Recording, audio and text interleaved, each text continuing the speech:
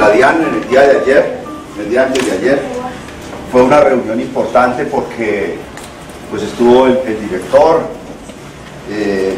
estuvo toda su, digamos, con todo su staff en los temas de personal. Ahí grabamos un audio de 30 minutos que se envió por el WhatsApp a los 130 que están en el WhatsApp. Los que no, pues me dicen el dato y yo los incluyo para enviárselo, pues si quieren oír toda la media hora que estuvo, las intervenciones del director, la de nosotros los sindicalistas, ¿sí? Asimismo, estamos tratando a ver si la podemos editar para enviarla por el correo general, ¿sí? Que el día de hoy, no creo que alcancemos, el compañero quedó de enviarnos que lo esté editando quedó de enviarnos esa información. No sé si ya le escribí a Menco para que por favor le pregunte a Guillermo si ya tiene el trabajo listo, porque toca enviarlo ahorita, ¿sí?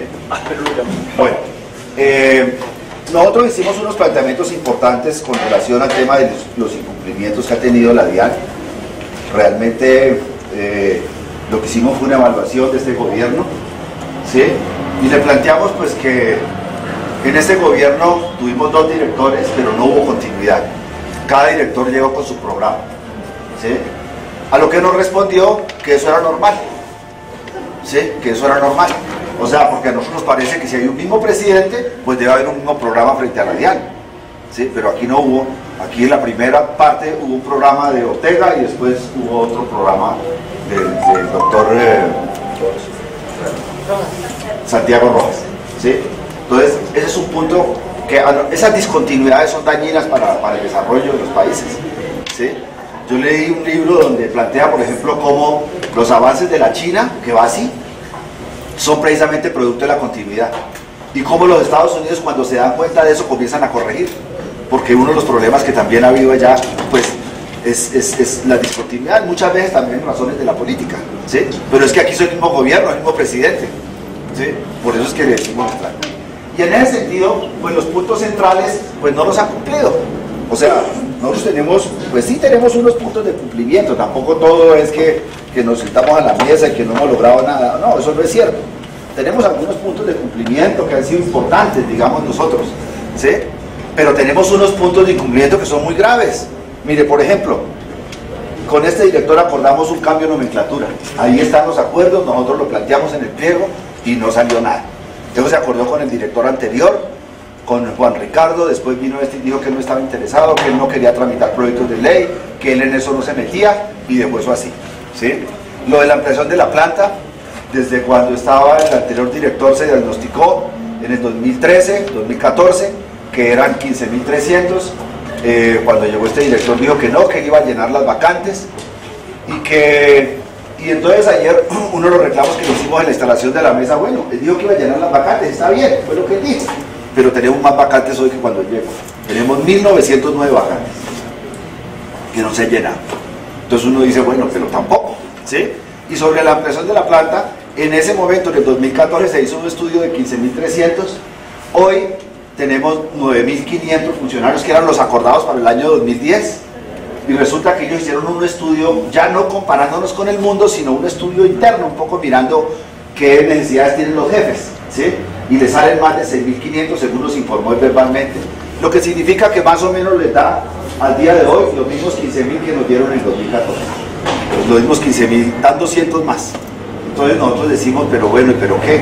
O sea, entonces lo que pasa es que nos meten de estudio en estudio para mamarnos gallo y para no hacer nada, ¿sí? Y que ahora sí vamos a hacer. Y entonces, ¿qué están diciendo? ¿Qué dice el ministro? No, que el próximo gobierno no necesita hacer reforma tributaria porque lo que necesita es fortalecer la DIAN. ¿Y por qué no lo hizo él aquí en esta administración? Pero que le preguntamos al director. Pues que nos diga por qué no lo hizo acá, ¿sí? Porque tienen que darle órdenes a otro gobierno que además pues va a hacer lo que quiere, ¿sí? Entonces, digamos, no va a hacer lo que le diga el gobierno anterior. Entonces, esas son, digamos, cosas. Entonces nosotros dijimos, mire, señor director, nosotros jugamos como el América, al resultado, ¿sí? Al resultado, o sea, no tanto a la carretica que va a hacer otro estudio, que no sé qué, que sino resultados. ¿Dónde están los resultados? ¿Sí? Otro tema que en la conversión del incentivo prima en salario, ustedes saben que ahí también, ahí por eso tenemos la tutela, que ya la perdimos, vamos a ver si le estudia la Corte Constitucional. Tenemos la acción popular, esa acción popular pues yo, pues, ¿qué puedo decir de la Acción Popular? Pues que se está trabajando en ese tema, ya se presentó, tenemos una audiencia más o menos el 3 de abril, le planteamos al director que ojalá llegara con ánimo conciliatorio, porque realmente eso se puede resolver, es simplemente que ellos cumplan lo que estableció la norma, porque ni siquiera en la Acción Popular ni siquiera estamos hablando casi de los acuerdos, aunque se cita todo eso, pero estamos hablando de la norma, o sea, de la edición presupuestal que nos dio a nosotros 80.000 millones de recursos, de los cuales eran para llenar las vacantes y para conversión de incentivo de salario. Y así como no pudieron llenar todas las vacantes, pues tampoco podrían convertir todo el incentivo de salario, pero sí podían comenzar a hacerlo, a pasar una partecita y comenzar a andar, que es lo que estamos diciendo. Sin embargo, no. Entonces, estamos pendientes de eso. El otro tema que se le planteó al director fue el tema del contexto de transparencia. Nosotros creemos que aquí el tema de la transparencia tratamos de fortalecerlo con los acuerdos para el nombramiento de los jefes por un sistema de concursos. Sin embargo, se volvió terriblemente engorroso, pero además habían unas reglas más fuertes cuando empezamos. Ahora han relajado las reglas, ya no es el primero, sino son los 3 primeros, digamos, eso ya se volvió, ¿sí? Entonces eso se lo planteamos también. Destacamos también que hicimos un pliego conjunto, fuimos los únicos que hicimos un pliego conjunto, que son las compañeras de CEDIAN, los compañeros de CITAC y nosotros, ¿sí? Utradian. Entonces eso es importante porque es una muestra también de solidaridad, ¿sí? Bueno, hay otros temas que están ahí presentes, de los cuales por lo menos yo no hablé, porque tampoco, que son el tema de bienestar, que está pendiente ahí. Hay una solicitud que hemos hecho nosotros desde que comenzaron las negociaciones, que venga la función pública y venga el Ministerio de Hacienda, ¿sí? Eso lo estamos solicitando desde 2014, y ahí otros compañeros la reiteraron, ¿sí? Nosotros compartimos, porque es una petición que siempre hemos hecho. ¿Por qué? Porque si estaba aquí la función pública y está el Ministerio de Hacienda y está el DNP, pues los acuerdos, lo que se acuerde sale. Porque ¿qué sucede? Aquí se acuerda una cosa y después van allá y les dicen que no. Y sobre todo cuando falta gestión, porque con otros directores ha habido gestión, y entonces los tipos se ponen las pilas y logran.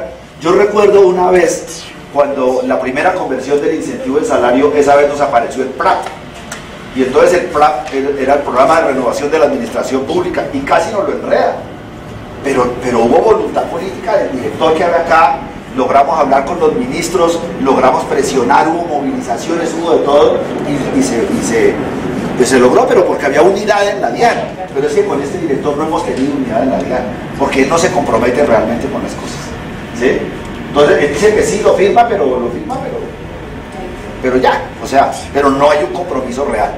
Esa, digamos, fue la crítica, afortunadamente se la pudimos decir un poco, pues, delante de él y con tranquilidad, ¿sí? Que me parece que es importante, porque pues las cosas hay que decirlas como son.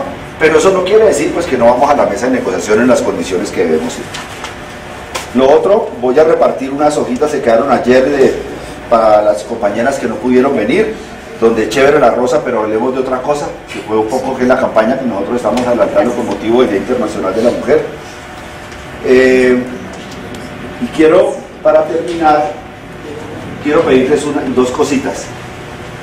Bueno, lo otro es que también le planteamos una discusión política al director, porque el director dijo que no sabía qué pasara con el próximo gobierno, que si bien es cierto había unos diagnósticos de fortalecimiento de la DIAN, que de todas maneras aquí pueden aparecer magos, como siempre aparecen, entonces dicen que no, que la DIAN hay que hacerle, muchos se inventan vainas como han hecho con todo, ¿sí?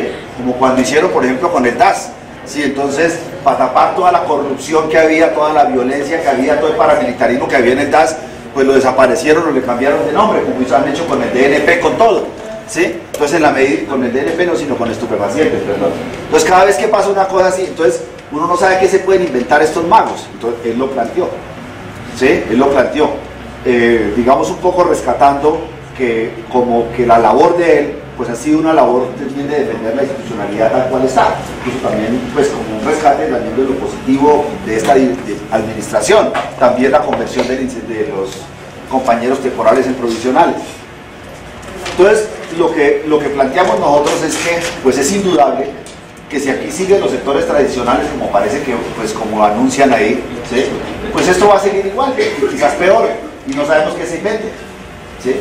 Y yo le planteaba a él que en un debate que hubo en la Sociedad Económica de Amigos del País, sobre el tema de la reforma tributaria en el 2017, tuve la oportunidad de ir, y me dieron la palabra por el sombrero. Dijeron, allá mire el señor del sombrero, ¿verdad? Le dieron la palabra. Y yo le pregunté a un senador que hoy es candidato sobre el fortalecimiento de la DIAN, y me dijo que no estaba interesado. Que no estaba interesado. Y hoy es una persona que tiene altas posibilidades y las posibilidades de ganar, ¿sí? Entonces, y no sabemos entonces qué están pensando. Asimismo, lo que ha planteado el ministro de Hacienda, que aquí no es necesaria una reforma tributaria, que ya lo dijo el Fondo Monetario Internacional, pero ya lo están anunciando. O sea, hay dos candidatos que están anunciando una reforma tributaria. ¿Para qué? Para bajar el impuesto a las empresas, porque están pagando mucho, pero no están planteando cómo lo van a compensar, ¿sí? Y entonces, o se compensa subiendo los dividendos, que eso no lo van a hacer, ¿sí?, o se compensa con ponerle IVA a más productos, que es lo que van a hacer, y poniendo a declarar más personas, ¿sí? Entonces ahí nosotros también vemos una situación delicada, pues en el tema tributario, pero ustedes son los que deciden. O sea, realmente nosotros no podemos aquí, como lo hemos dicho siempre, venir a decir por quién vote o por quién no vote, porque no es nuestra labor, y además porque esto es pluralista, y además porque estamos en las instalaciones de la DIAN, ¿sí? Y entonces todo eso nos enreda, ¿sí? Porque pueden decir que estamos usando el permiso o el salón para hacer campaña política. Entonces nosotros no podemos absolutamente meternos en eso, pero sí podemos hacer análisis sobre el tema tributario, que es lo que nos compete, para que ustedes tomen sus decisiones un poco centradas en eso, porque es que las decisiones que estamos tomando hoy son más emotivas, son poco analistas, ¿sí? Son más que el amigo, que el puesto de no sé quién, que que un cierto interés, pero creo que debemos tomarlas pensando en los intereses nuestros como país, como colombianos, y en el hecho de que este país necesita avanzar, digamos, hacia la construcción de un país distinto, porque como vamos, no vamos bien. Sobre el tema de la acción colectiva, quiero decir que las acciones colectivas que nosotros estamos presentando son, y les voy a leer esto acá porque es importante que tengamos esto claro, porque es una discusión también que hay acá. Dice, la necesidad de protección jurídica responde en los últimos tiempos a nuevas exigencias. Nosotros, cuando planteamos la acción popular, cuando planteamos la tutela, estamos fundamentalmente generando acciones de protección de derechos sociales. Esa es como nuestra misión, ¿sí? Y, bueno, llegó la profesora. Y en esa medida, lo que nosotros queremos es que se entienda que esto no es un litigio en el sentido tradicional. O sea, nosotros no estamos litigando en el sentido tradicional. Nosotros lo que estamos es defendiendo los derechos sociales, digamos. Y le voy a leer este pedacito. Dice, las nuevas acciones populares son por su naturaleza acciones públicas de derechos humanos y no litis. En cuanto a acciones, requiere una regulación a través de su procedimiento, pero su objeto no es buscar la solución de una controversia entre dos partes, sino cesar la lesión o la amenaza contra un derecho colectivo, y si es posible, restablecer las cosas a su estado anterior. Son acciones con características tan novedosas que nos hacen pensar en que realmente se trata de volver al juez un aliado en la defensa del derecho colectivo, que también es su derecho. Como mecanismo de protección de derechos humanos, puede ser ejercido en cualquier tiempo o por cualquier persona sin necesitar la demostración de un interés o un perjuicio. Esto es importante que lo sepamos. ¿Por qué razón? Porque a veces nos quieren meter en ese discurso de que nosotros lo que estamos haciendo es como litigio tradicional, y eso no es. Esto si acaso se podría denominar litigio, es un litigio estructural, o sea, un litigio sobre la base de nuestros derechos, pero no es una litis en el sentido tradicional del proceso que se plantea, en el sentido, como lo dice ahí, de dos partes, sino en la protección de nuestros derechos. En este caso lo que estamos diciendo es la protección del acuerdo, de la conversión del incentivo de salario. Las reuniones de la negociación colectiva comienzan el martes. Vamos a trabajar todos los días, vamos a trabajar en el sitio El Cubo, aquí en la 30 con la 53, y nosotros estaremos informando pues cómo se desarrolla. También planteamos el tema del empleo de transferencia al director de la DIAN, y le dijimos algo que nos ha enseñado la profesora, que es importante, y es cómo acá se han bajado los montos de las sanciones, pero se han aumentado los requisitos y la papelería, y el trámite burocrático cada vez es más difícil. eso se lo planteamos al director, pues porque nos parece importante que se reconozca que este es uno de los temas centrales y que está unido a la discusión de ampliación de planta, porque nosotros estamos pidiendo 1.118 gestores, 4 inspectores precisamente para todo este tipo de controles, porque quizás, como lo ha planteado la profesora, el futuro, digamos, de la tributación está ahí en todos estos flujos que salen al mundo entero y en su gran mayoría van a los paraísos fiscales y no nos están pagando tributos. Entonces, yo quiero decir que, bueno, iremos, digamos, hasta las 12 normalmente, los que nos queramos quedar para hacer como un taller después con la doctora de 12 a 1, que me parece importante para poder cosas más puntuales y que ella nos ayude, sobre todo en el discurso político que a nosotros nos sirve. Y lo digo ¿por qué? Porque qué día una jefe me dijo, no, es que cuando llegaron mis funcionarios allá, yo les dije, díctenme una charla sobre precios de transferencia, ¿sí? Y ninguno fue capaz de dictármela. Entonces yo le dije, mire doctor, ninguno de nosotros está en este momento en condiciones de dictar una charla de precios de transferencia, ni el más juicioso, ¿sí? Porque ese no es el objetivo de la charla. Si quiere le traemos a la profesora, que ella es muy buena y ella la puede dictar, ¿sí? Pero ninguno de nosotros está en esas condiciones. Pero para nosotros sí tenemos un interés político aquí, y es que la gente primero tome conciencia del papel de los precios de transferencia en el mundo entero. Segundo, cuánto estamos perdiendo en tributación y los logros también que tenemos en eso. Por ejemplo, esto que explicó la vez pasada, donde está hablando del informe país por país, eso es un logro importantísimo, eso es un logro muy importante, que comiencen a informarnos, digamos, ya las multinacionales por vía de la normatividad, ya no solo por el informe que había antes voluntario. Eso también es importantísimo. Entonces yo creo que es más que todo es eso, pero que salgamos nosotros de acá a dictar una charla sobre este tema me parece un absurdo de esta doctora, y creo que ese no es el objetivo del curso. Entonces yo los dejo con la compañera, y bueno, muchas gracias compañeros. Gracias. Gracias. Muy buenos días. Buenos días. Estoy un poquito congestionada. Agradeceré, no puedo bajar el tono de voz tanto hoy. Les agradezco pues la atención y entiendo claramente la posición de Tulio, pero la idea es que ustedes saquen al máximo el provecho de esta charla. Por ende, la jornada de hoy va a tener unos componentes de talleres prácticos en los que ustedes van a de alguna manera intentar resolver situaciones reales basado en lo que hemos visto ya en 2 jornadas con esta tercera jornada. Cerraremos con régimen sancionatorio, para el cual también hay un planteamiento en el sentido de darle a ustedes herramientas y posibilidades en una situación dada. Si bien es cierto, de repente no tengan aún la pericia y la experticia para resolver situaciones puntuales, pueden tener la idea y remitirse a la normativa existente. Entonces vamos a hacer también un elemento práctico en el que definitivamente es necesaria la participación de todos a efectos de determinar situaciones reales en la cual ustedes se puedan ver enfrentados. ¿Estamos? Bueno, creo que es importante hacer una breve sinopsis de lo que vimos en la clase anterior, y efectivamente hoy teníamos la continuación de un taller de métodos tradicionales. Para ello voy a ponerme en contexto, de suerte que recordemos algunos aspectos de carácter general que hemos ya repasado en las charlas. Por un lado, quiero que recordemos cuáles son esas obligaciones que en materia de precios de transferencia tenemos. Habíamos dicho básicamente que una empresa se encuentra obligada al régimen de precios si cumple con 3 particularidades básicas. ¿Cuáles son esas particularidades?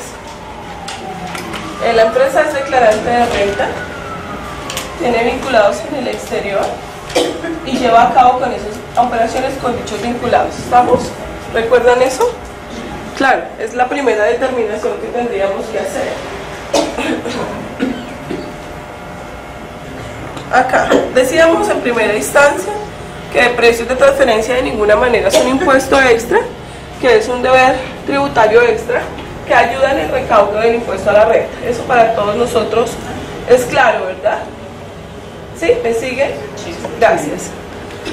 Y decíamos que este régimen tiene unas obligaciones sustanciales y otras formales. ¿Recuerdan cuál es la obligación sustancial? La que estábamos haciendo alusión. Estamos recordando, ¿sí? Obligados al régimen cuando son contribuyentes del impuesto a la renta, tienen vinculados en el exterior, zona franca, paraíso fiscal y hoy día las dichosas SOMAC. ¿Se acuerdan que lo conversamos? Y tercero, que efectivamente, gracias, lleven a cabo operaciones con dichos vinculados. En ese orden de ideas, si la empresa está inmersa en estas tres situaciones, pertenece al régimen de precios de transferencia, y eso lo teníamos ya claro, ¿verdad? Posterior a eso, decíamos cuáles eran las obligaciones. Yo no soy muy buena, pero no sé si me escuchan mejor. En las obligaciones formales teníamos por un lado la presentación de una declaración informativa de precios de transferencia y de otro lado una documentación comprobatoria, que alineados con las nuevas directrices de la OCDE y la normatividad BEPS, pues hoy día ese estudio ya no es solamente un estudio local, sino que también comprende un estudio maestro y un estudio de país por país. ¿Estamos? Esas tres obligaciones vienen a ser la nueva documentación comprobatoria que exige a la autoridad legal colombiana para efectos de cumplimiento de operaciones con vinculados. Y en ese sentido habíamos comentado que se presenta declaración informativa cuando se superan unos topes de patrimonio o ingresos. ¿Recuerdan? Habíamos dicho si definitivamente el patrimonio es igual o superior a las 100.000 VTs o los ingresos brutos son mayores o iguales a las 61.000 VTs, esta empresa estaría obligada a presentar ¿qué información? ¿Declaración o documentación? Declaración informativa. ¿Qué se reporta en la declaración? ¿Qué se reportará? Todas las operaciones llevadas a cabo con vinculados. ¿Desde qué monto? Desde $1 en adelante. ¿Estamos? Todas y cada una de esas operaciones se reportan en esa declaración. ¿Qué pasa con el tema de paraísos fiscales? Leamos lo que dice el slide.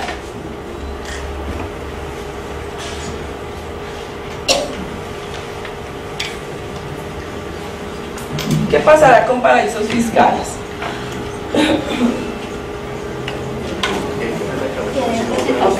En efecto, quienes hayan llevado a cabo operaciones con paraísos fiscales, superen o no el patrimonio o los ingresos, están obligados a reportarle a la DIAN las operaciones con dichos paraísos. Pregunta, ¿Panamá para Colombia es paraíso fiscal? No, técnicamente no. No está incluido en nuestro decreto de paraísos, a diferencia de Jersey, Hong Kong, Líbano y otros países, como 34 países más. ¿Estamos? En ese sentido, si la empresa está obligada a reportar porque cumple con patrimonio o ingresos o porque lleva a cabo operaciones con paraíso fiscal, presenta una declaración de carácter informativo. Insisto, esta declaración no genera impuesto a cargo, pero si se presenta extemporánea, con errores, con inconsistencias, sí tiene un régimen sancionatorio bastante severo. ¿Cuál era la siguiente obligación en materia de precios? Pasando rápidamente por los detalles de la declaración. La siguiente obligación es ¿cuál? El estudio, ¿sí? Tenemos dos grandes obligaciones. Por un lado, la presentación de la declaración y por otro, la presentación del estudio. Ese estudio es lo que en el argot popular, afuera en la calle, se le llama así, estudio de precios, pero en la vida real el argot técnico nuestro es documentación comprobatoria, que está dividida en tres reportes. ¿Recordamos? Reporte local, reporte maestro y reporte país por país. ¿Estamos? ¿Me sigue? Ok. Gracias. Y aquí la norma nos dice, mire, usted está obligado a preparar un estudio de precios de transferencia cuando la operación supere las 45.000 VTs, que eso es más o menos 4 por 3, 12, unos 1.300 algo millones de pesos. Si su venta de inventarios con el vinculado superó los 1.300 tantos millones de pesos, usted está obligado a presentar declaración y estudio. Si su operación supera los 1.500 millones de pesos, la empresa está obligada a presentar declaración y estudio. Claro. ¿Por qué? La declaración usted reporta todas y cada una de las operaciones, pero al estudio se le hace únicamente si la operación está en alta. Si es más de 1.500, ¿estamos? Si la operación es de 1.000 millones, ok, está cerca, pero no cumple con el tope, no está en la obligación. ¿Vamos?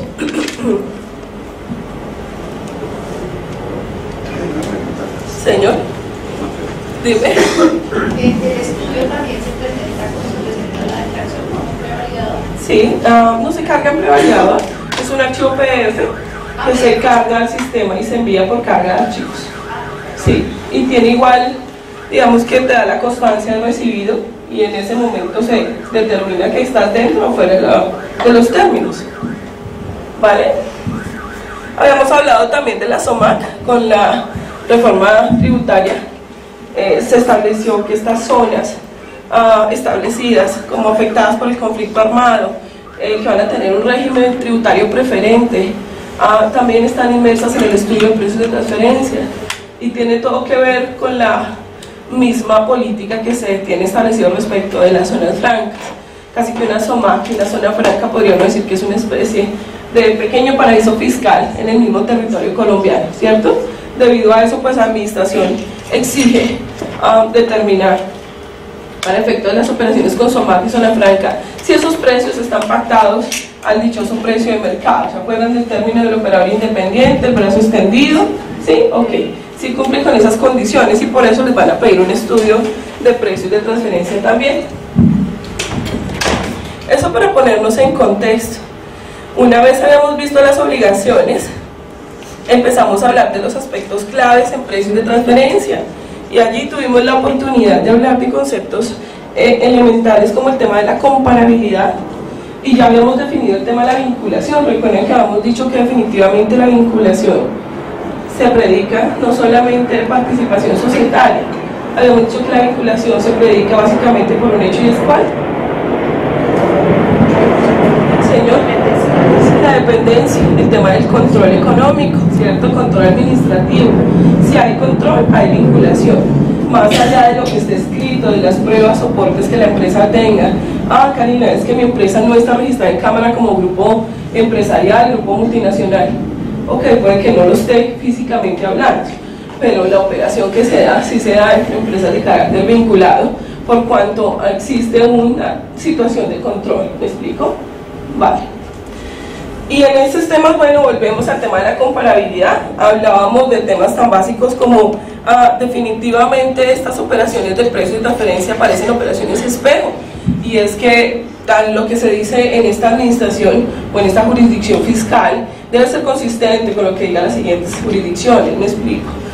Voy a pensar que tengo una operación de venta de inventarios con Perú, ¿cierto? Para Perú será una compra de inventarios, y si Colombia dice que la venta fueron 3.000 millones de pesos, el equivalente será el mismo en Perú, no tendría por qué ser diferente, por eso se llaman operaciones espejo, porque son las mismas operaciones aquí y allá. Recordemos conceptos como el comparable interno. ¿Se acuerdan que ese es el comparable interno? Le damos al slide y recordemos.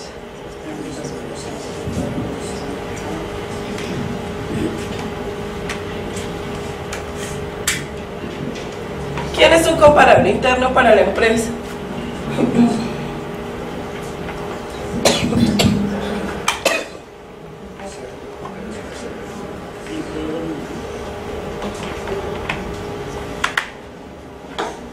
Decíamos que el comparable interno se extrae de la operación efectuada por la empresa analizada con partes independientes. Y en eso recuerdan que decíamos que era el cliente o el proveedor de la empresa. ¿Sí o no? ¿Quién es el comparable interno? Pues con quien yo me pueda comparar. Yo voy a establecer un ejercicio básico. Voy a pensar, ¿me recuerda su nombre? Con Johan, somos vinculados económicos por cuanto llevamos a cabo una operación. Johan se encuentra ubicado en Estados Unidos y yo acá, ¿sí? Johan me provee de un insumo esencial para mi producción, ¿me sigue? Sí. De otro lado, tengo a Gloria, que es independiente en el mercado, pero que también me provee del mismo insumo, ¿cierto? Gloria me da el precio del insumo por unidad a $100, entre tanto mi vinculado me lo da a 90, ¿estamos? Como Gloria es mi independiente, claramente yo puedo utilizarla como comparable válido y decirle al Estado, hey, mire, Gloria me está vendiendo a 90 y mi vinculado a 100. ¿Se acuerdan que los precios no deben ser idénticos? Deben fluctuar en un rango de mercado, pues claramente Gloria se convierte en un comparable interno totalmente válido. ¿Me explico? Ahora, si este es el comparable interno, ¿cuál sería el comparable externo? Que ya lo habíamos dicho también. La competencia. En ese caso, será el proveedor, ¿cierto? Que no es mi proveedor, es el proveedor de terceros. Y ahí me queda un poco más complejo buscar la información, señora. En cuanto a los internos, ¿tiene que ser del mismo país? ¿O puede ser? No tiene nada que ver con la ubicación geográfica. Lo importante es que salga de mi operación. Y el comparable interno externo será entonces la competencia. ¿Estamos? Bien. En ese orden de ideas, la OCDE lo que ha dicho es: hágala fácil, no se estrese. Utilice el comparable interno, que es el más fácil de acceso en los análisis. Si usted tiene comparables internos, haga uso de ellos. En ese sentido, muchas empresas se quejan por el tema de las consultas de base de datos. Claro, si usted carece de un comparable interno, le toca acceder a una base de datos internacional, porque no tiene cómo sacarlo. ¿Me explico? Si yo voy a ir a buscar un comparable externo a la competencia, en precios la cosa no es como ir solamente a cotizar, es algo más serio. Entonces lo que la administración le va a pedir es que estas empresas con las que usted se compara sean empresas realmente constituidas, que coticen en bolsa, que sean empresas serias, que tengan estados financieros consistentes, que se parezcan a usted. Entonces la única forma de hacerlo es a través de bases de datos internacionales.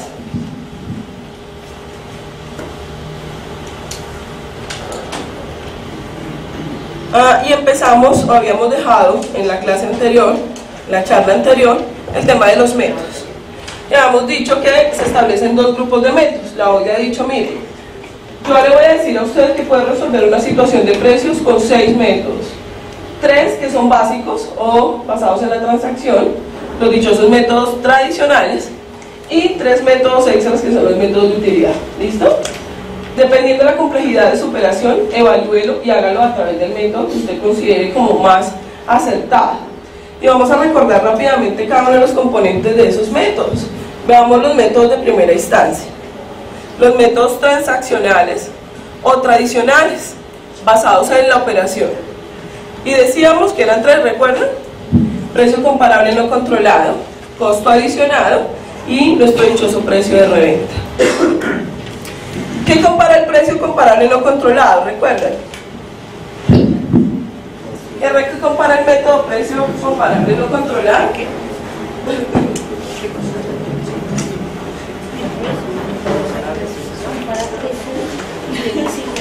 Como su nombre lo dice, compara los precios.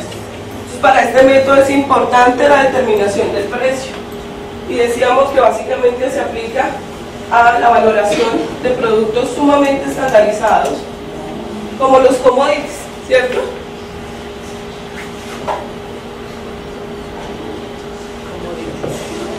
Precio comparable no controlado. De otro lado, el precio de reventa, que nos decía la OCDE, que lo utilizan ¿qué empresas? ¿Recuerdan por allá sus apuntes?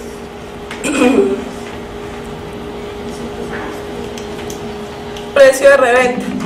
Como su nombre lo dice, vamos a revender. Las empresas distribuidoras. Precio de reventa.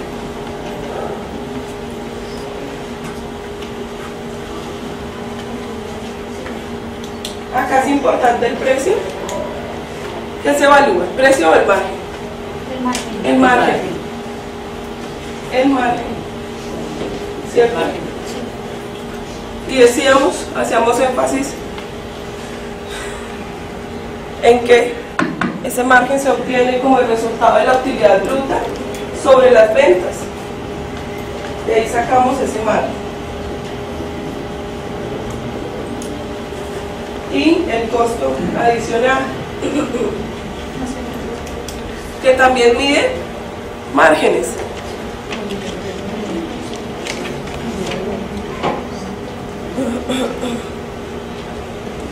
En el tema del precio de reventa hacíamos un ejemplo básico y era si es posible comparar una tostadora con una licuadora, y llegamos a la conclusión de que son comparables válidos. Sí, ¿por qué? No, porque el margen de rentabilidad que deja una tostadora y una licuadora es similar. Claro, hay que tener de presente la marca de estos dos productos. Yo no podría comparar un Oster con una marca Gato, por ejemplo. Tendrían que ser dos marcas competitivas, Black & Decker a Oster, ¿ok?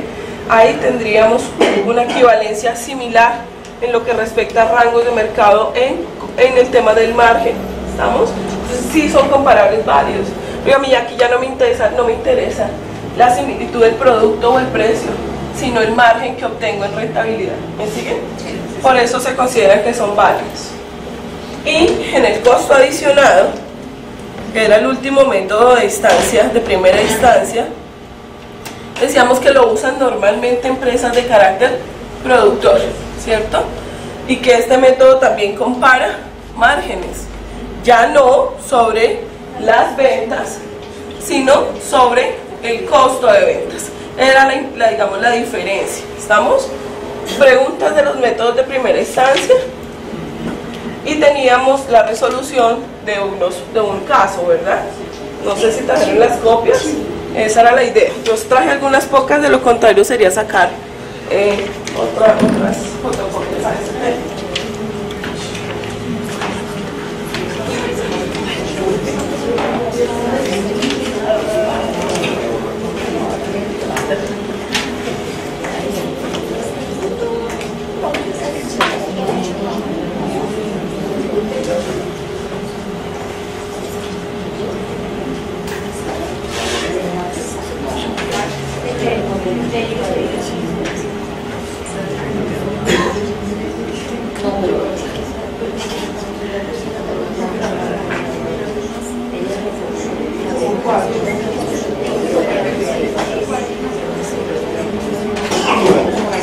Entonces, lo que habíamos planteado en la charla anterior, y nuevamente insisto, en estos temas, si no se junta uno, no, es complicado abstraer y tratar de aterrizar qué tanto estamos entendiendo.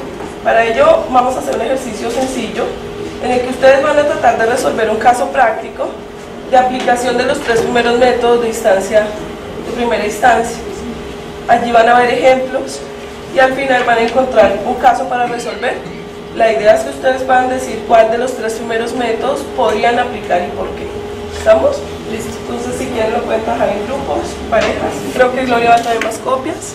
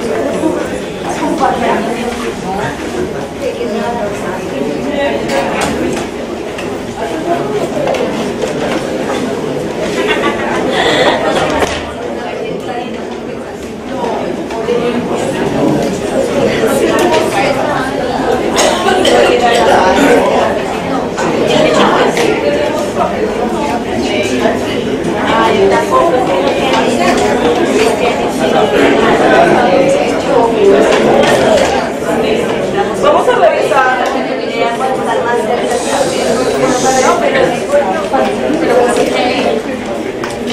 ¿Listos? Sí.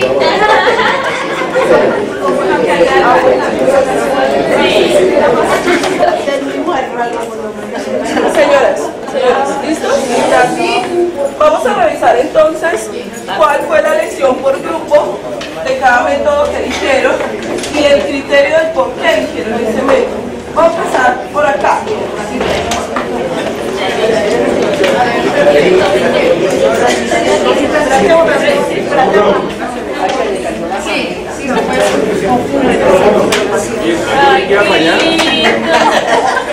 Entonces, vamos a ver el primer grupo.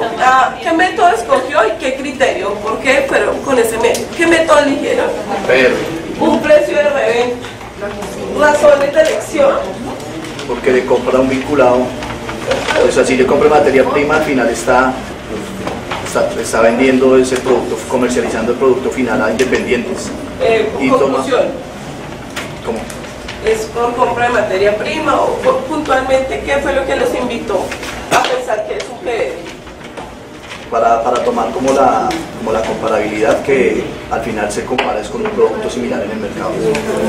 Listo, por aquí creo que hay otro grupo 2. ¿Cuál fue el método de ustedes y por qué? El PC. ¿Criterio de elección? Porque acá nos está diciendo que la autoridad lo que le solicita es que lo haga sobre el producto terminado. Ajá.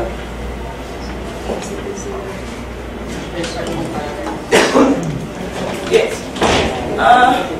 Atrás creo que hay otro grupo, ¿verdad? Sí. Los señores de Cristian. Cristian, ¿cuál fue el Costo método? adicionado. O sea, esto está como el Porque preferente. la materia prima, que es el caso de la operación con el vinculado económico, Materia prima. la materia prima, que es el caso de la operación con el vinculado económico, representa un costo directo. El costo adicional lo que hace es comparar los costos directos e indirectos para definir el margen en el que se está incurriendo. Bien. Ok, las señoras, ¿qué método eligieron? El costo adicional, Costo adicionado, criterio de elección. porque se adquiere materia prima, se transforma para comercializar un producto final.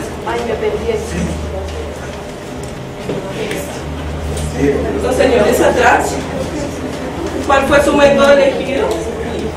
¿Ustedes? Costo adicional. ¿También? ¿El criterio? Un costo de transformación. Transformación. Ok. Ajá. Y atrás, las niñas atrás. También escogimos el CA, porque no, lo que hablaba el compañero, nos están hablando de la materia prima y lo demás pues no hace costo, el costo va por las características similares del producto de la materia prima. Ok. En apariencia y por votación de mayoría ganaría el CA, de acuerdo con lo que ustedes han elegido. En el slide tenían la copialina.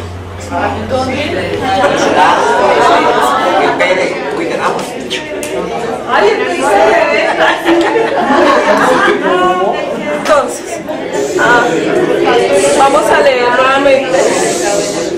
leer nuevamente el enunciado. ¿Me ayudas con el enunciado, por favor? El caso. Gracias. La empresa local A1 le compra a su vinculada en el exterior B1 materia prima, la cual transforma en bienes finales y luego comercializa a independientes. La autoridad tributaria le ha solicitado demostrar que los precios a los cuales vende sus bienes finales cumplen con el principio de plena competencia. Ok. Los precios.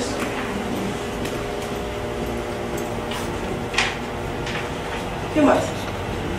Para cumplir con la solicitud que le ha hecho la autoridad, ha realizado un minucioso análisis funcional en el que encontró un producto similar en el mercado. Dice, ¿cuál sería el método tradicional a aplicar y por qué? Perfecto. Ustedes tenían básicamente la definición del caso al cierre del mismo. En el análisis funcional que hicieron, encontraron un producto similar en el mercado y se hacía una solicitud a nivel de precio. ¿Quién votó por precio comparable? Ha sido la respuesta acertada. ¿Listo? Y la copialina estaba en el slide. Esas son algunas de las sugerencias que da la OCDE para resolver temas. Se van a abrir para que vengan despejados al siguiente taller.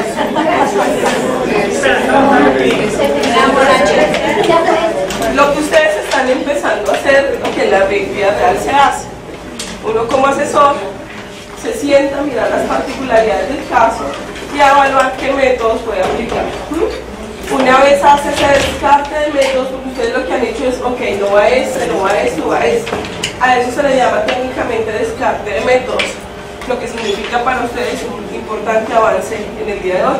No hay que untarse, no hay de otro, porque yo puedo tener idea del tema que les estoy quitando, porque esto no es tampoco que yo me la sepa todas. Yo creo que aquí en Colombia si hay 3 personas que merecen respeto, no hay más, y no están en la guía con el respeto de ustedes. ¿Están allí? ¿Están en el seminario? Tampoco. ¿No están en el seminario de la ONDE y de la OMA que están en el de transferencia? Estén ahí. Sí, están ahí. Entonces es eso, lastimosamente en Colombia la práctica de precios pues es una adopción europea. O sea, aquí lo que nosotros hemos hecho es adaptar la norma y entenderla. pero que uno diga que acá hay gente tebas en el tema, pues yo no conozco más de 3, que sean pues que gurús. Entonces uno está en constante aprendizaje, pero lo que ustedes han hecho hoy es muy rescatable, porque ya han empezado a hacer un descarte con la autoridad, ¿sí? Esto no lo logré yo tan fácil, me tomó muchos años de estudio, de análisis, porque para el momento en que el régimen llega a Colombia, pues no estaba aterrizado con slide, no había nada tan ordenado, todo era normativa regada, que uno tenía que leer, entender y abstraer. Entonces considero que el avance que han tenido es rescatable, y chévere, porque es de la única forma que uno empieza a apropiarse de lo que está aprendiendo. Vamos a ver los segundos métodos, los de segunda instancia. Entonces la OCDE, recuerden que dijo que habían 2 grupos de métodos: los tradicionales, basados en transacción, y ahora los de segunda instancia, que se consideran los métodos de última generación, pero que también, dice la OCDE, vea, si usted va a utilizar estos métodos, como que ya haya descartado los primeros, váyase por los fáciles. Si no funcionan los fáciles, luego se va por los más complejos, ¿estamos? Y en ese sentido, es importante decir que Colombia, de estos 6 métodos, o de los de segunda instancia, los 3 que vienen, se quedó con 2. Ya les voy a contar la historia del por qué. Y tenemos en esos no tradicionales o métodos de segunda instancia basados en la utilidad, el TU, el RU y el PU, partición de utilidades, residual de partición de utilidades y transaccional de utilidades. Esos son los 3 métodos de segunda instancia que establece la OCDE. Colombia, de esos 3 solo se quedó con 2. Ya les cuento.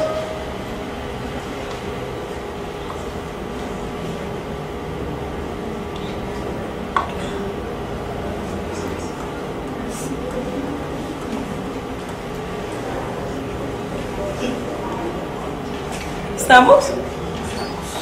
Bien, vamos a hablar del método partición de utilidades. ¿Qué les dice ese nombre de partición de utilidades? ¿Qué les dirá ese nombre de partición? ¿Qué significará? Tal cual, es solamente la literalidad del término. Distribución de las utilidades. Pero estas utilidades, ¿cierto?, se van a tener de presente que ya no son las utilidades de la empresa, sino del grupo empresarial, ¿sí? Entonces la partición de utilidades se da en función de las utilidades que obtenga el grupo empresarial. Entonces, ¿qué dice la norma y qué dice la OCDE? El partición de utilidades básicamente consiste en ¿qué? En redistribuir o distribuir la utilidad, incluso la pérdida, ¿cierto?, en cada uno de los miembros del grupo. ¿En proporción a qué? ¿O cómo te asigno a ti 100 millones y a ti 20 solamente? En proporción a algo que se conoce como el esfuerzo realizado. El esfuerzo de capital, el esfuerzo de aportes, el esfuerzo. Si usted hizo un mayor esfuerzo, tendrá una mayor retribución. ¿Estamos? Pero también si hay pérdidas, se asumen en esa proporción. Entonces, consiste en distribuir la utilidad o pérdida global de todas las empresas del grupo y distribuir dicho resultado entre las partes en función de un indicador apropiado. Se realiza una especie de prorrateo, especialmente en función de esos riesgos o de ese aporte. ¿Qué es lo que hacemos acá? Debemos evaluar si empresas independientes, terceros, distribuirían esa utilidad tal como lo hemos hecho nosotros. ¿Ah? ¿Les parece fácil? Pues si evaluar una empresa es complejo, imaginemos cómo será evaluar un grupo y encontrar un grupo que se porte igual que nosotros. Esa particularidad hace que en la vida real la utilización de este método de segunda instancia sea mínima. Residual de partición de utilidades. Si sobrase un porcentaje, por eso se dice residual, se dividiría en la misma proporción que se hizo en la primera partición. ¿Me explico? Por ende, Colombia dijo, eso es una bobada, tener un residual en partición, montemos un solo método, PURU. Por eso en Colombia ese método es uno solo. ¿Estamos? Se conoce como partición de utilidades. ¿Me sigue? Fácil, ¿cierto? Tiene todo el sentido.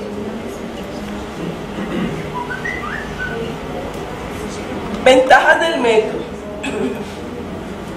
Relativamente es más flexible, ¿no? Porque contempla situaciones particulares. De repente un consorcio, una UT. ¿Estamos, señores? ¿Sí? Una unión temporal. Pero también viene la complejidad de encontrar un grupo de empresas que tengan una distribución de utilidades similar a la que haría el grupo vinculado. ¿Me explico? Esa es la principal desventaja.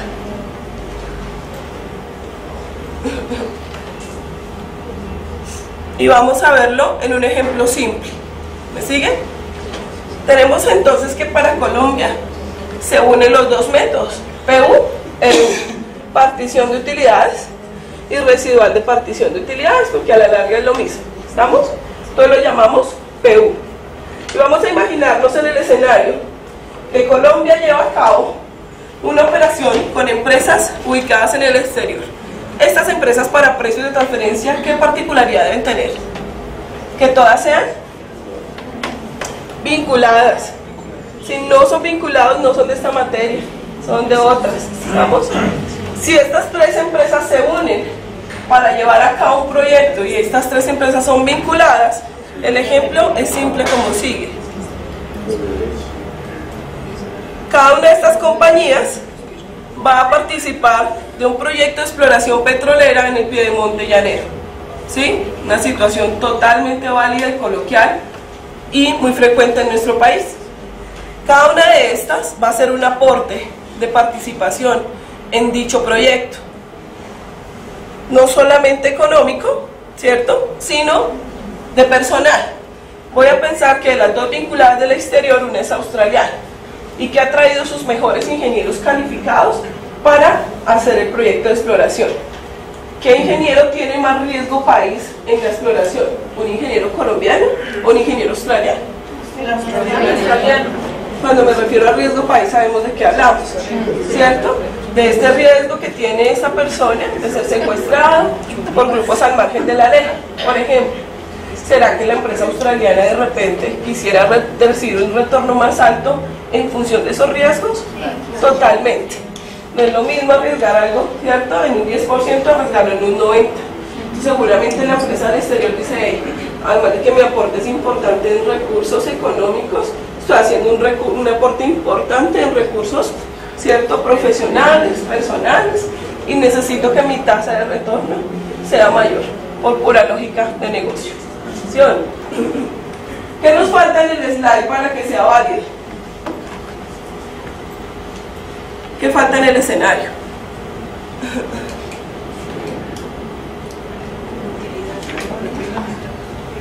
¿Qué falta? Si de precios no me comparo con terceros, no hago nada, ¿cierto? Necesitaría un slide extra al lado, otro video in donde yo pueda ver cómo se distribuyen las utilidades terceros independientes, ¿no? Sí, claro. ¿Sí? ¿Estamos? ¿Fácil? Fácil, claro. Transaccional de utilidades. Último método de los métodos de segunda instancia. Es considerado el método más completo, pero a la vez el más complejo. ¿Qué compara? Nosotros en el CA y en el PR, ¿qué comparábamos? ¿Márgenes qué? De utilidad. A nivel bruto neto.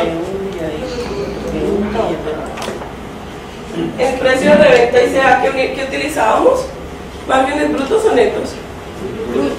Brutos. Los márgenes.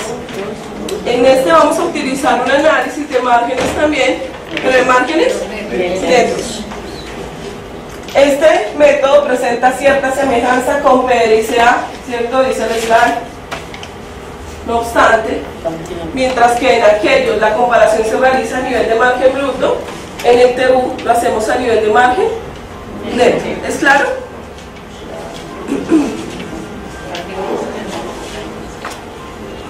Qué pena.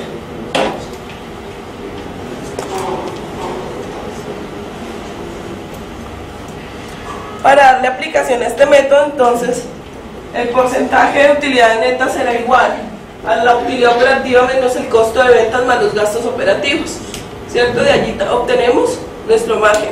¿Y qué comparamos entonces entre el grupo vinculado y el independiente? Márgenes de utilidad neta.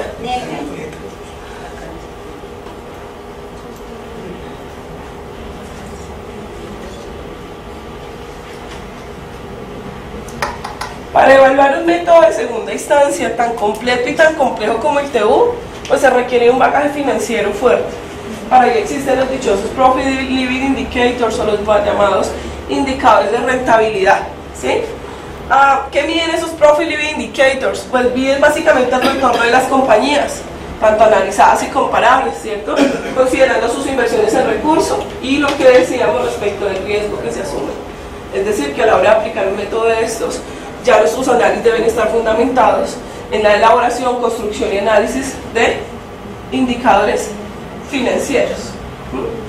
Por eso dicen que en procesos de transferencia hay que ser un poco abogado, un poco contador, un poco economista y un poco estadista, porque requiere aristas de todas estas áreas del conocimiento.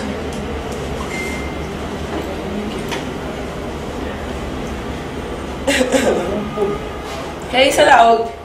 La OCDE le dice, mire, fácil, no se enrede, yo ya hice el trabajo, le voy a dar un listado de indicadores de rentabilidad que podría usar, pero usted decide cuál. Aquí solo traigo a colación unos pocos. Y si la empresa dice, vea, yo creé mi propio indicador de rentabilidad, está debidamente sustentado, no hay carreta, numéricamente hablando, la DIAN se lo tiene que admitir, a no ser que ustedes refuten con criterio financiero técnico. De lo contrario, es totalmente admisible que el contribuyente reporte un indicador financiero particular para su actividad. ¿Estamos? Si ustedes consideran que ese no es porque no está en el listado de la OCDE, el criterio se les va al piso, porque la OCDE también ha dicho, si la empresa puede crear uno demostrable, técnicamente hablando, es totalmente válido. Y ahí pues tenemos algunos conocidos, como el MOTC, el TRCE, la razón Berry, y una serie de razones financieras que se usan en la cotidianidad de análisis financieros. ¿Estamos? ¿Cuál elegir? Depende. ¿De qué? De la operación y de la empresa a analizar. No están solamente establecidos en la OCDE, los puede crear la empresa. ¿Estamos? Por ejemplo, si yo voy a aplicar un MOTC, me dice la OCDE, se sugiere que ese método se aplique para empresas de carácter proveedor. ¿Estamos? Pero si de repente va a ser un TRC, pues ahí vamos a revisar de pronto empresas que sean manufactureras, en el que los activos fijos sean significativos, ¿cierto? Y así la OCDE establece como algunas pautas que, si bien son emitidas por la OCDE, pues no son de estricto cumplimiento, porque cada quien aplica el Profit Living Indicators que más se adecue a la situación particular de la compañía. ¿Estamos? Entonces este método es muy importante. Y aquí está lo que estoy diciendo, reiterándolo en el slide, y es que, salvo que la legislación indique lo contrario, salvo que la norma expresamente lo diga, los contribuyentes se encuentran habilitados a utilizar otros Profit Living Indicators, en tanto puedan demostrar la aplicación de ese indicador. ¿Estamos? Y ustedes como autoridad estarían en la obligación de aceptarlo, revisarlo y debatirlo con sustento técnico financiero. ¿Dejamos allí? Sí. Okay.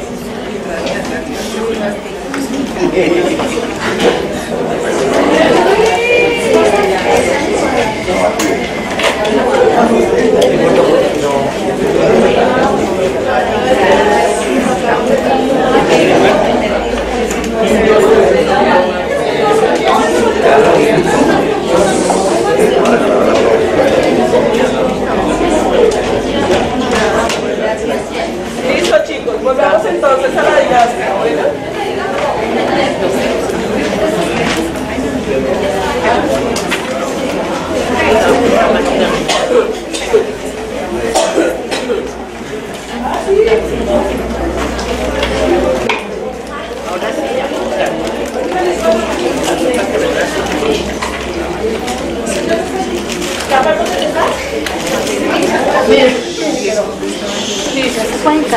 Entonces, habíamos visto 3 métodos de segunda instancia, que Colombia adoptó solo 2, que unió PUR en uno solo y que lo llevó a la partición de utilidades. Y estábamos hablando del último método, del transaccional de utilidades, que es un método bastante amplio, exigente y que requiere los indicadores de rentabilidad. Seguíamos allí, ¿verdad? Entonces decíamos que, salvo que la jurisdicción o la administración tributaria, diga lo contrario, se entiende que una vez una empresa o un contribuyente establece un indicador de rentabilidad propio de su operación, este debe ser aceptado por el fisco. Solo se puede refutar en la medida en que se tengan los suficientes argumentos técnicos financieros para tumbarlo o para revisarlo. Y en ese orden de ideas pues estábamos cercanos a ver nuestro ejemplo práctico, ¿cierto? ¿Me siguen acá? Sí. Tenemos siempre en nuestro escenario a Colombia como la jurisdicción fiscal de donde estamos analizando los obligados. Y en el escenario siempre aparece el exterior, porque normalmente nuestros vinculados están en el exterior, a no ser que sea en zona franca, paraíso fiscal, que también es el exterior, o SOMAC. Para el ejercicio planteado, para el ejemplo planteado mejor, tenemos en este caso una empresa vinculada con una colombiana. La empresa colombiana, ¿cierto?, vende una serie de materias primas a la empresa local. Y esta, con esas materias primas, transforma y produce bienes diferentes. ¿Qué es lo que pasa? La vida real de nuestros contribuyentes y las empresas no son empresas dedicadas a una sola línea de negocios. Vamos a pensar que la empresa, el ejemplo de la cartera, no solo hace carteras, también hace correas, calzado, accesorios, ¿cierto? Y en la medida en que las empresas establecen diferentes líneas de negocio, pues esa diversidad hace que sus análisis sean más complejos. Por eso un método de esta instancia responde a evaluación de empresas más reales, más habituales. Y por eso acá en el ejercicio lo que denota es que esta empresa, ¿cierto?, con esas materias primas produce diferentes productos y genera diferentes líneas en su negocio. ¿Me siguen? Bien. ¿Qué analizamos en este caso? La utilidad neta, ¿cierto? Decíamos que obteníamos de la fórmula sobre menos los gastos operativos, ¿cierto? Con ese porcentaje es que se van a hacer los análisis. Quiero mostrarles en la vida real cómo funciona la utilización de los métodos. Esta estadística es real, si bien es cierto fue tomada hace como unos 10 años cuando estaba en la subdirección, pues responde aún a la realidad que se ve en la utilización de los métodos. Vemos cómo métodos de primera instancia, PC, CA, PRU, tienen una utilización relativamente baja, y el PC pues digamos que es como el de mayor relevancia, ¿vale? Entre tanto, los métodos de segunda instancia, definitivamente el método que más se utiliza, el TU, ¿cierto? Y ahí está la demostración. Esta es una demostración que contempla 4 o 5 vigencias fiscales en la que nuestros contribuyentes utilizaron en sus estudios un método transaccional de utilidades para evaluar las operaciones. ¿Qué significará esto? Pues que definitivamente nuestros contribuyentes son empresas complejas, que tienen más de una línea de negocio y que no solamente evalúan precios en commodities, sino márgenes, cierto comportamiento de las empresas, y que tienen operaciones de intangibles muy importantes. Evaluar en precios de transferencia una operación de un inventario quizás es lo más sencillo, pero vamos a hacer evaluación de regalías, honorarios o intangibles, y ahí la vaina se complica, porque la evaluación de intangibles siempre va a ser más dispendiosa y más específica, ¿no? Va a requerir unos elementos de mayor juicio. Pues yo soy economista, ustedes lo saben, entonces yo no podría irme sin hacer una explicación gráfica, pensando en que en mi eje X, ¿cierto?, tengo lo que sabemos como análisis funcional, que es los activos, funciones y riesgos de las empresas. Entre tanto voy a establecer en el eje Y Pues los métodos, y aquí la conclusión es simple, es básicamente decir que en la medida en que mi método va avanzando, pues requiere una mayor cantidad de información para hacer dichos análisis. Si mi análisis está a nivel de PC, que requiere únicamente los precios, ¿cierto? Pero si lo que necesito hacer un análisis con PDR o sea, lo hago a nivel de margen bruto, ¿cierto? Si definitivamente lo hiciera a un nivel de un método de última instancia, pues requiero mucha más información. En la medida en que el método sea más complejo, requiero mayor información. ¿Estamos? Y eso es básicamente lo que quiero comentar acá.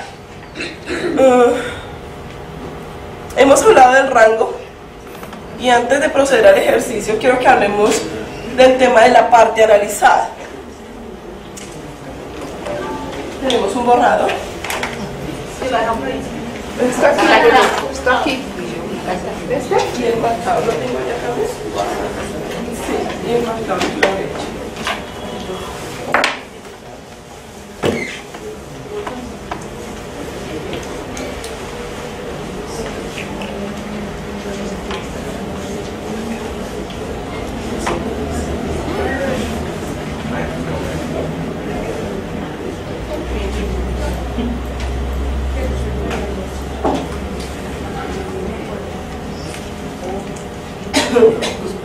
Vamos a establecer acá que nuestra unidad de medida para analizar los precios de transferencia es el rango intercuartil, ¿cierto? Eso ya lo teníamos claro desde las otras charlas.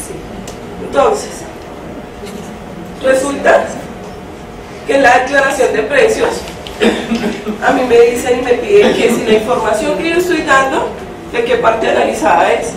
Parte analizada 1 es Colombia, parte analizada 2 el exterior.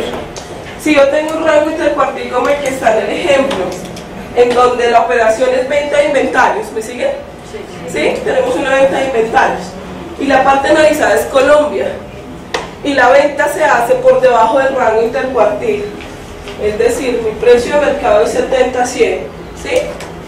Y usted le vende al vinculado en 50. Decíamos que aquí hay afectación al fisco.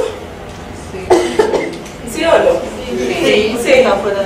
Hay una afectación por cuanto hay un menor ingreso, un menor tributo. ¿Estamos? Eso es de la parte analizada Colombia. Si para Colombia es una venta de inventarios, para el exterior es ¿qué? Una compra de inventarios.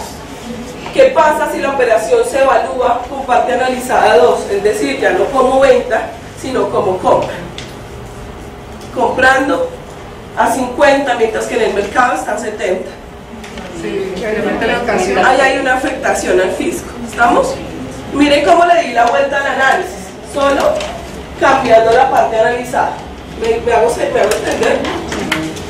Si yo analizo o le digo a la DIAN en mi declaración por equivocación, porque me parece que es un numerito no pesa, y coloco en parte analizada no 1, sino el 2, estoy diciendo que todo mi análisis es al contrario. ¿Estamos? Que es, insisto, ¿por qué hablo de estas cosas? Porque lo he vivido. Y vi contribuyentes que en el casillero de la declaración reportaron parte analizados, significa que el resultado del estudio es totalmente contrario a los resultados que me está diciendo. No sé si logro trasladarles la idea del tema. Y es que en la declaración a mí me dice, dígame usted qué parte analizada utilizó. Si yo utilicé Colombia, la óptica de la operación es una venta. Pero si yo digo que fue 2, la óptica de la operación es contraria. Y ya no es una venta, es una compra. ¿Estamos? Entonces, esos detalles hacen que el análisis se voltee por completo. Y que ustedes a la hora de ver una declaración puedan entender, oiga, ¿por qué me está diciendo parte analizado si todo el estudio está basado en la empresa colombiana? ¿Qué pasó? Pudo haber sido un error, ¿cierto? Y pudo haber sido desconocimiento del contribuyente. Pero eso significa que el análisis quedó totalmente volteado. Y ahí en ese caso el contribuyente alcanza a cambiarla, a arreglarla.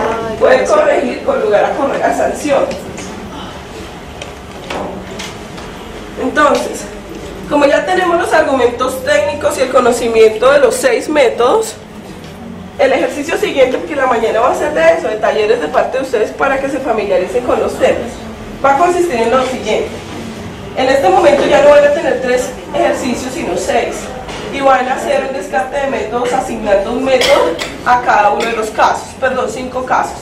5 casos, 5 métodos. ¿Estamos? Entonces les voy a entregar para que trabajen en equipo.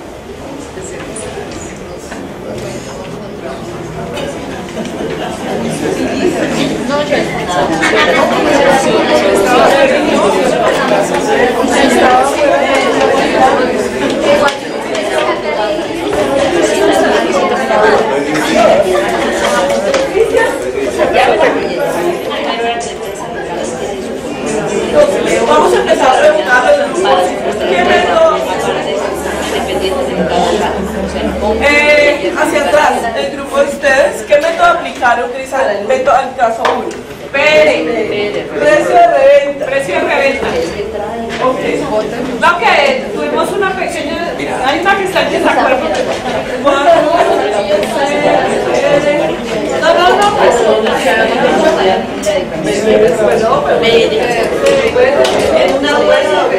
¿Listo? Entonces,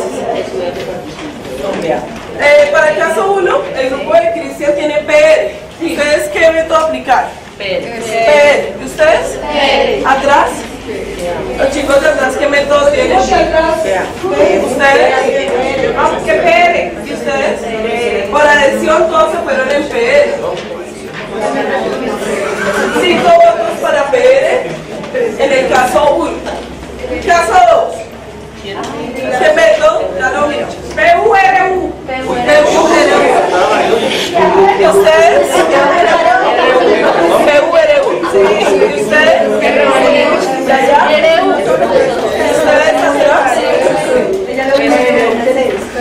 Caso 2. Caso 2, PU, RU. La música acá fue la mayoría. Caso 3. Azules CA, por acá. Ustedes. Un CA. Allá. Ustedes. CA. Cristian. Caso 3. CA. ¿Y allá? ¿CA?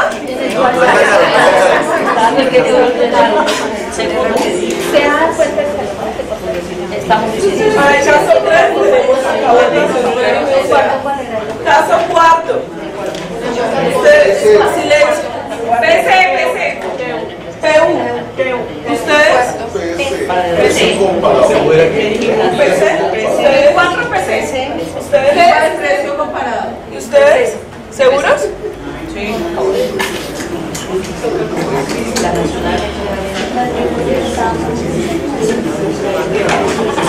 Y el quinto, TU. ¿Y ustedes? Y el que me dijo que tenía otro método en el cuarto, ¿otro método? TU. Tengo aquí en el cuarto 4 votos para PC y 1 para TU. ¿Y el quinto? Transaccional de utilidades. ¿Listos? Sí. En apariencia, si hicieron bien el ejercicio, pareciera que solo generó conflicto el cuarto. Tercero y cuarto. Para el resto, ustedes ya por descarte y por las herramientas que tienen pudieron determinar los métodos más fácil, ¿cierto? En efecto, señora. ¿Cuánto tiene lista?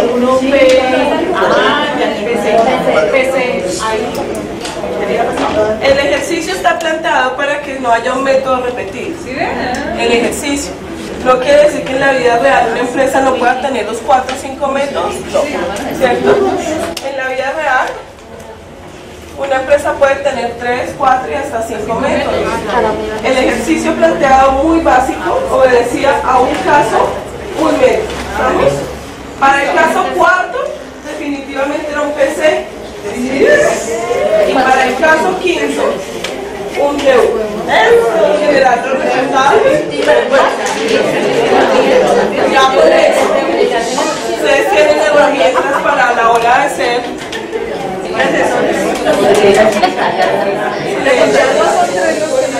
un descarte de métodos, pues esto es lo que ustedes han hecho. Esto es toda la magia que tiene precios. Es empezar a determinar, a llenarse de argumentos para poder hacer una elección adecuada. ¿Estamos, señora? ¿Preguntas? ¿Listo?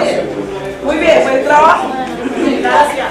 Para cerrar entonces voy a darles una breve revisión a los ajustes que hizo la reforma y que le pegaron a todo el tema de precios.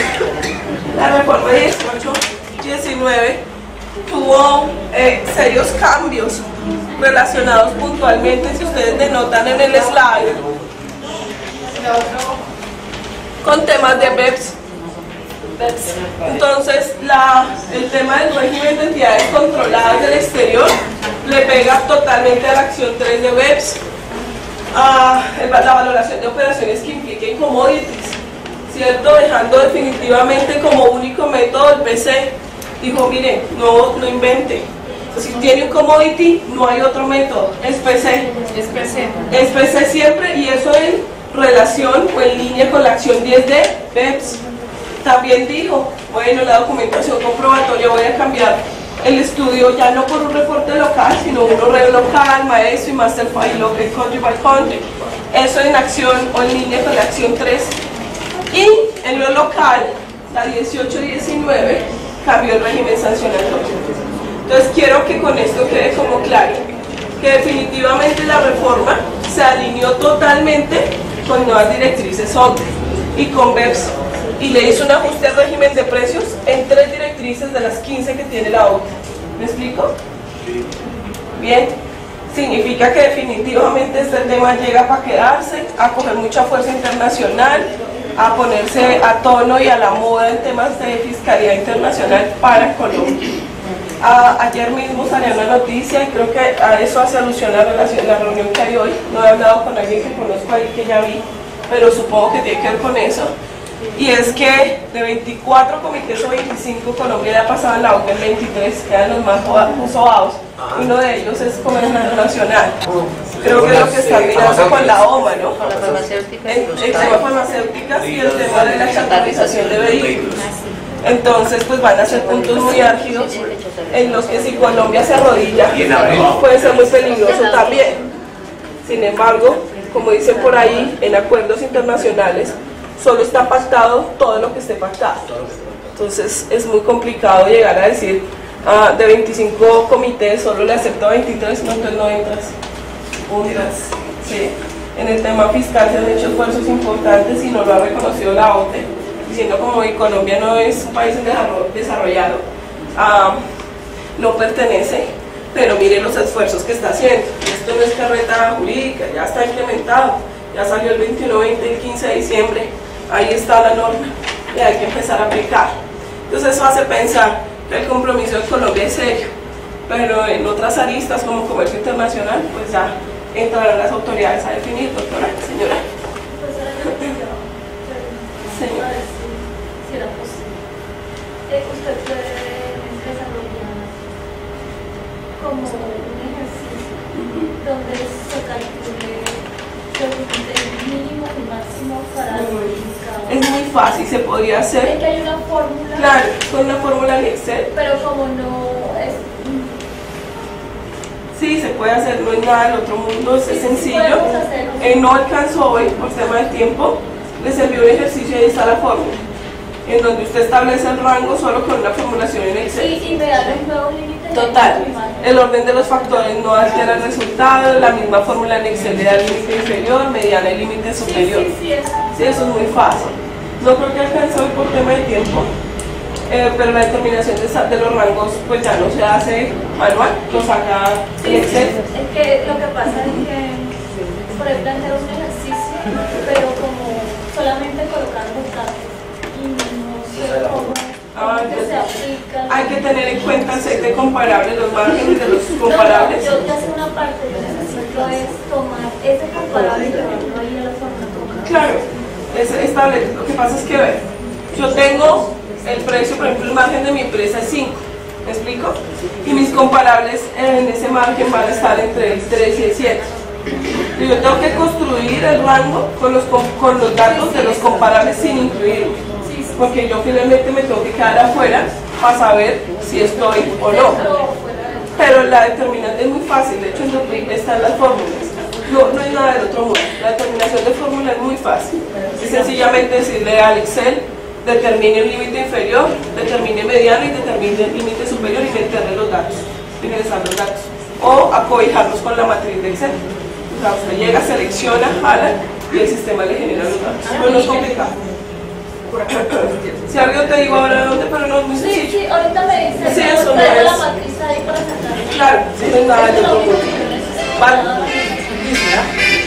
Ok, entonces volviendo al tema de los cambios de la ley 18 y 19, en lo que respecta a precios, que es mi resorte, definitivamente 3 de los cambios claves se pegan directamente a ver y localmente régimen sancionatorio.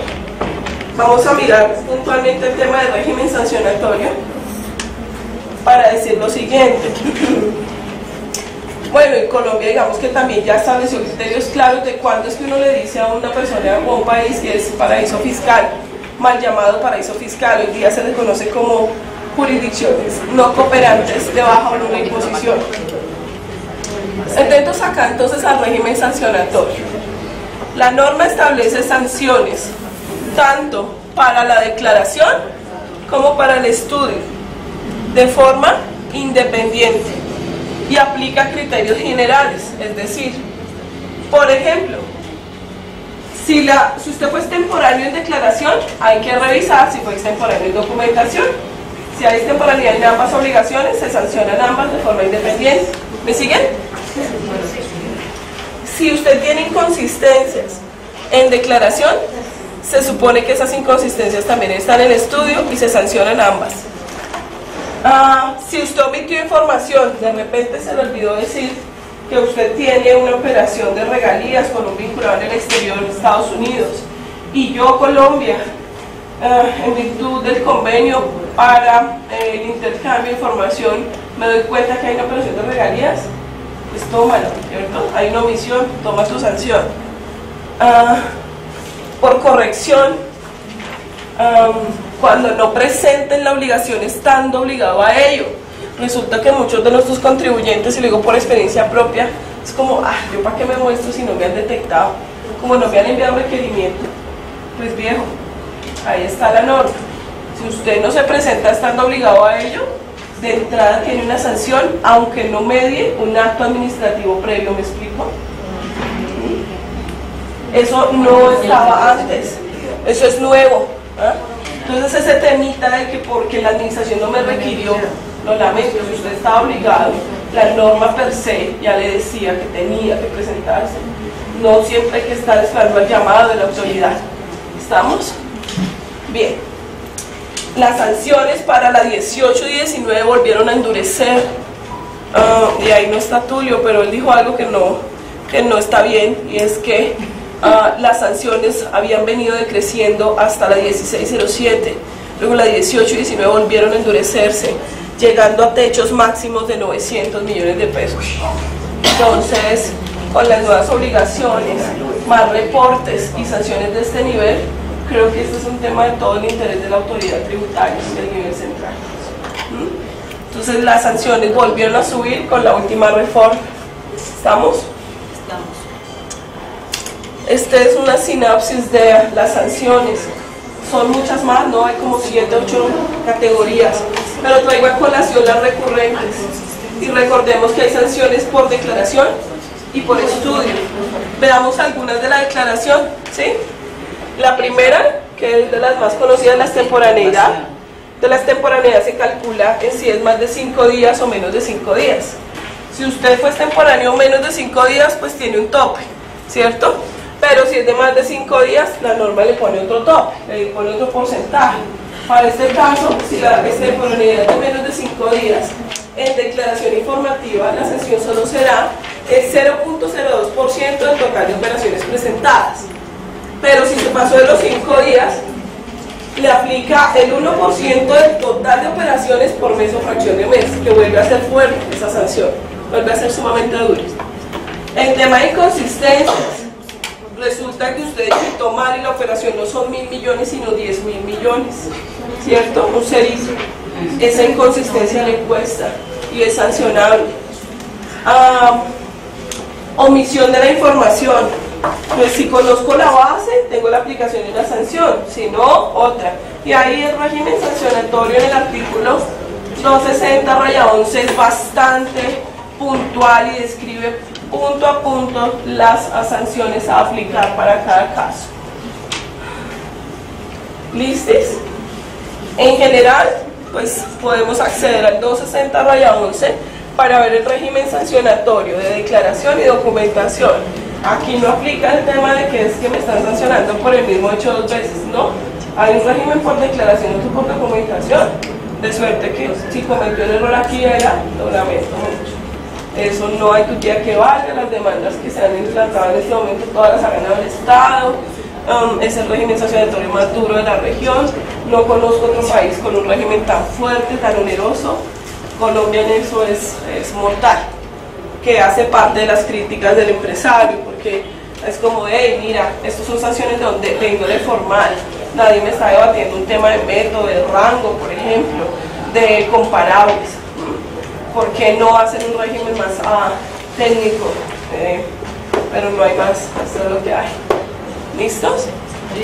De momento esto sería como lo último relacionado con este tema, y para irnos, pues nada, como ha sido una jornada de trabajo, vamos a hacer el desarrollo de una sanción simple, un caso real de un cliente mío que omito el nombre. ¿Listo? Y luego cerramos con el caso. Que omite el nombre. O cuando la entidad sanciona porque la persona utilizó el nombre comercial y no su nombre. Por ejemplo. Exacto.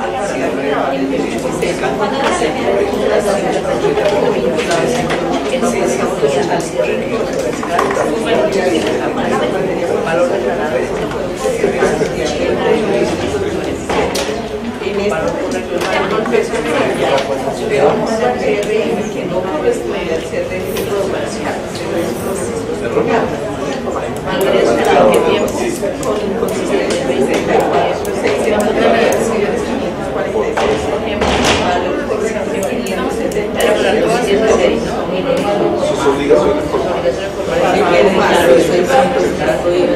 presentadas el día 20 de noviembre en este registro de pesos colombianos,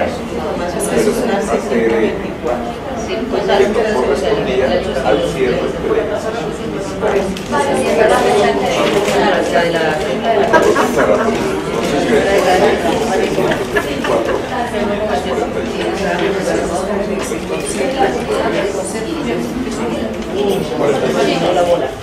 el valor correcto es 572 millones. Total operaciones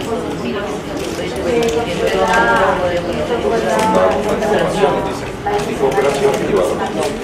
Tipo operación ingreso 1.852 euros. Egreso información nacional 4 millones y el total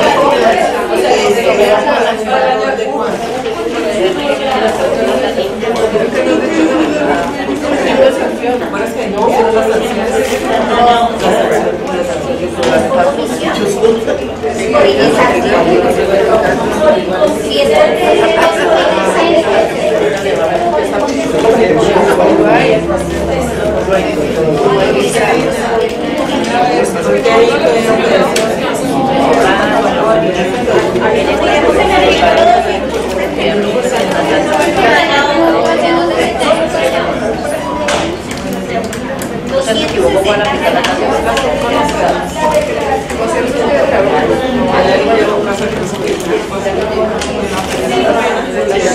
Que ya tenemos la nueva publicación del libro con Thomson Reuters para los que lo quieran adquirir. Es un documento de cerca de 595 páginas más o menos, al revés. Este año la edición contó con precio de transferencia en Iberoamérica, Estados Unidos y Reino Unido. Yo soy coautora por Colombia, 595 páginas salieron de este documento. La verdad no estoy segura del precio real, pero sé que no puede ser de menos de $50 en el mercado. $50, $70 se puede fluctuar el precio de ese libro. Contiene la legislación y el análisis de las legislaciones a nivel iberoamericano, Estados Unidos y Reino Unido. Entonces me parece que en 3 años que hemos venido haciendo la publicación cada año, incluyendo más países, pues vale la pena. A Colombia no han llegado los físicos, porque solo se adquieren de momento virtuales a través de la plataforma de Thomson Reuters, para los que la quieran comprar. ¿Listo? Publicidad no política, no engañosa. Vamos a hacer el Kahoot entonces. Son 5 preguntas fáciles de elección. Quien conteste en el menor tiempo posible y el Kahoot me arroje el podio, tendrá la cartilla. Solo para que ustedes sepan qué tanto aprendieron en sus jornadas y fueron productivos para ustedes. ¿Cómo es que nos metemos a Kahoot? Van a entrar por kahoot.it. Ya les escribo acá.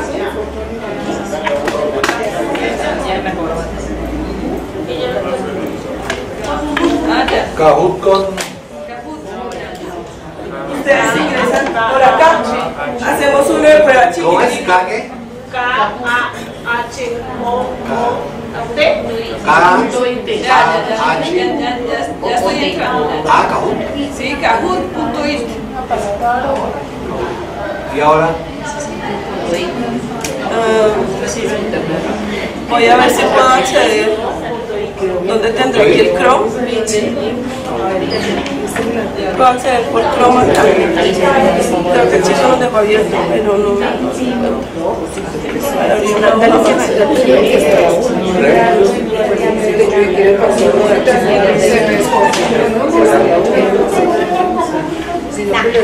¿Y dónde?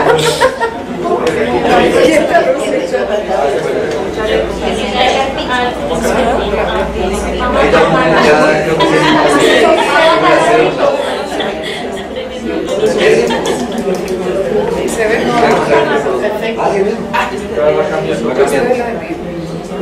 El PIN. Listo. Ya les indico cuál es el PIN para que podamos participar.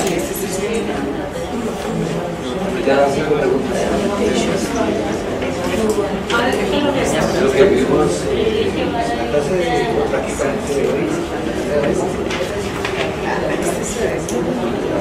¿Dónde está?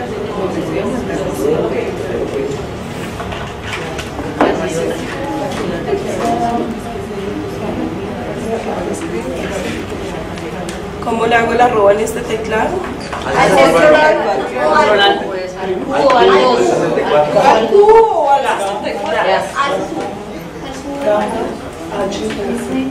Mira.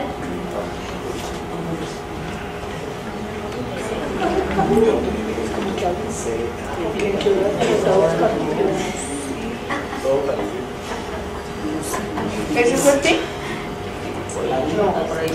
muy laborido. Como que escuché eso, un chingo de cerca. Mi cariño se me la olla de la dijo casi bien a mí.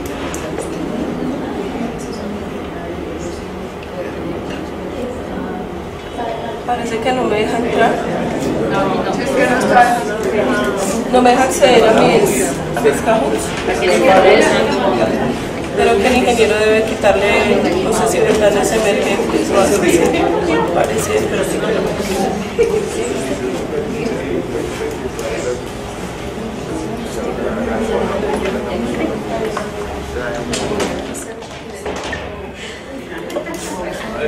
Quienes quieran participar pueden ingresar con un seudónimo o con el nombre propio. El código es 2278116.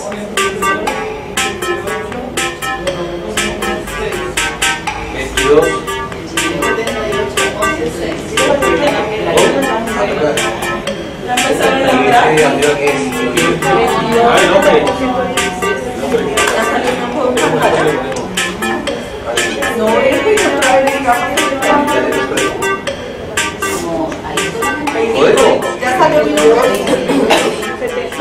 ¿Hay tres jugadores ya? No alcanzó a leer. Ya no salen nombres. ¿Dónde? Leisa. Leisa. ¿Quién es Leisa? Canita. Yugus. No me dejó en pantalla. ¿Y el mío ya salió? Por favor, espera. Por favor, espera. Qué maravilla es.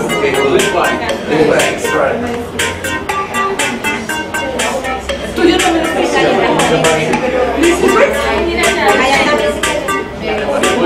Se cayó. Está molestando. No, eso hagámoslo con una bolsita. Con un numerito.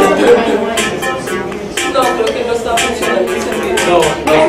Lo dejo en cabeza pues de Gloria y ya define cómo ustedes pueden acceder a los De documentos. todos los que vayan. Gracias. Nos saltamos.